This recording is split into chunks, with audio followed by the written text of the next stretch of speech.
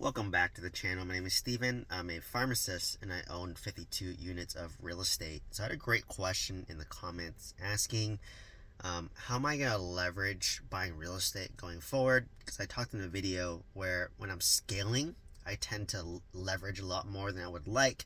But when I'm stabilizing, I want to kind of maintain a 50% loan to value or debt to equity. So to kind of summarize that old video, like when I was scaling my real estate portfolio, I was highly leveraged, right? I was putting 10% down on properties, and the properties were just naturally appreciating over time. Like I put 10% down on my, or 20% down on my first home, 10% on my second, 10% on my third, 25% on my fourth. My apartment, I put down, I think like 15%. My other apartment, I put down like 13% because I was leveraging up, right? But I was able, by leveraging for my single families, they naturally appreciate over time. So it de-leveraged me naturally. For my apartments, I was able to force appreciation and force value by increasing the NOI. So that helped me de-leverage as well. So, to kind of summarize, when I was scaling my real estate portfolio, I was leveraging to get the most of my money. Interest rates were great at the time, like less than 4%, less than 3%. So, it was easier to scale.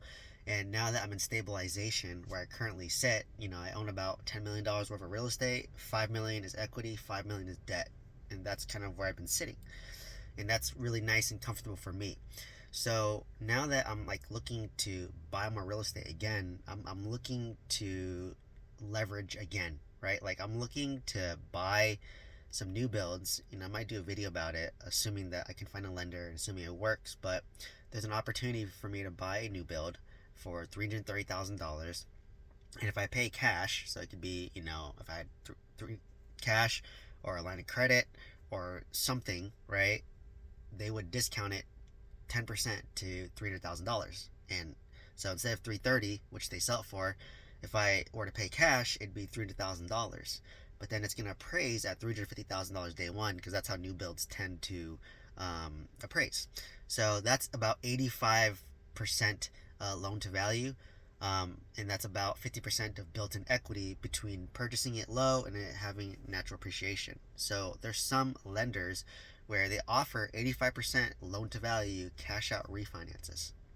So if I buy it at $300,000 all cash, it pays at $350. I could pull up my original $300,000, which is 85% loan to value, and then I'd pull up my $300,000, and I basically do a new construction burr without any renovation, without anything, right? So all I had to do was find a line of credit, pay down, and pay my interest on my line of credit for 2-3 months, however long it takes to close it, rent it out, and then do a cash out refinance on that, right? So let's say I was borrowing $300,000 at 10% interest. That's what, $30,000 a year divided by 12. I don't know. It's maybe $2,500 a month I have to pay times 3 months. So that's $7,500 to own this property to do a new construction burr. Now I'm trying to even save even more money, where I want to talk to lenders and pitch this idea. Like, hey, I have this opportunity to buy this new build for $300,000. It's appraised at $350. It's 75% loan to value. So could you lend me the $300,000 so I don't have to come out of cash or don't have to come out of a line of credit and pay interest on that? They just would straight finance me. They give me $300,000. The lender gets paid off, or the builder gets paid off, and I've built in 15% equity, which will suffice the lender. So I'm basically doing this $0 new construction burr, and that's how I kind of want to scale, right? But the downside is the property is going to be cash flow negative if I do a long-term rental. Like I think my all-in cost is about $2,400 or $2,500. They can rent for $2,100, and I'll be negative cash flow $400. I don't like negative cash flow real estate because you can't scale that. But if I can treat this like a short-term rental, if I could maybe do a midterm rental, my property manager is open to it, then as long as I break even, that's all I care about, right? Like I just want to break even, and hopefully when interest rates lower in like a few years, I can refinance. At that point, I can just use it as a long-term rental to get that appreciation. So if that's the case, like I want to buy a couple of these properties because I can take the negative cash flow hit right now, and buy one or two, right, of these properties, and then just be negative $800 a month or whatever. Not ideal, but like I'm doing this for appreciation and making the cash interest rates will drop over time. So like I said, not scalable obviously, but now that I'm stabilized, I can kind of leverage a little bit more to go buy my real estate. So when I'm scaling again, I'm probably gonna leverage, and then when I want to stabilize, I want to deleverage back to that 50% loan to value, right? So for me, I'm gonna buy more investment properties, but I know that eventually, when I'm looking to step away from my W-2, I'm probably gonna sell one of my single family homes, which have a lot of equity, and then take that equity to pay off my primary residence and wipe out my debt. So that way, it'll take a lot of debt off the table for me, because now, let's say I have $600,000 debt on this one property. It's worth 1.4. I have $800,000 equity in my primary residence. I have $800,000 of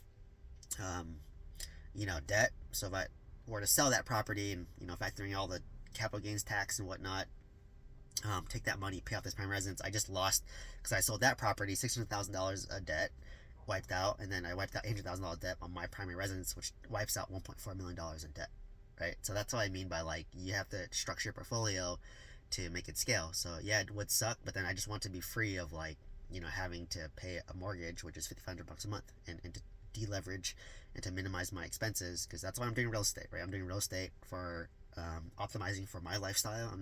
Don't want to be a slave to real estate. That's always been my goal, right? And that should be your goal too. Like, real estate is a vehicle to build wealth. Yes, comes with a lot of stress. It's stressful. It's not easy. But it built me a lot of wealth. Like, real estate built me $5 million worth of wealth, which I never would have gotten working W-2. Like, if you make $200,000 W-2, in 5 years I make $1 million. So real estate made me 25 years worth of my work, in like 7 years, and I didn't really do much. I'm still working full time, right? So, like, for me, I know that that's probably a move I'm gonna make in the future, which will deleverage. So when I'm scaling, I could continue to scale and leverage.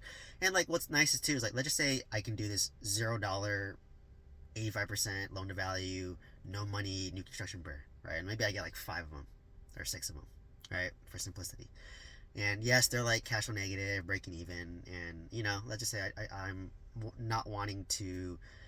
I'm noticing I'm leveraged too much. I'm a little uncomfortable. I could sell half the properties, right? 3 of them, and then just use those 3, pay off like 1 or 2 of those properties. Take some chips off the table, right? So, like, that's the big thing about real estate. It's like, you can move it however you like and scale it around your lifestyle. Because I hit the point where, like, yeah, I'm not gonna have that much quality and life improvement if I buy my real estate. Like, to be honest, I could buy another 40 unit. I made an offer on an 80 unit. I have a video coming about that. I'm looking at buying 0 down new construction burrs. Make a video on that, assuming it works.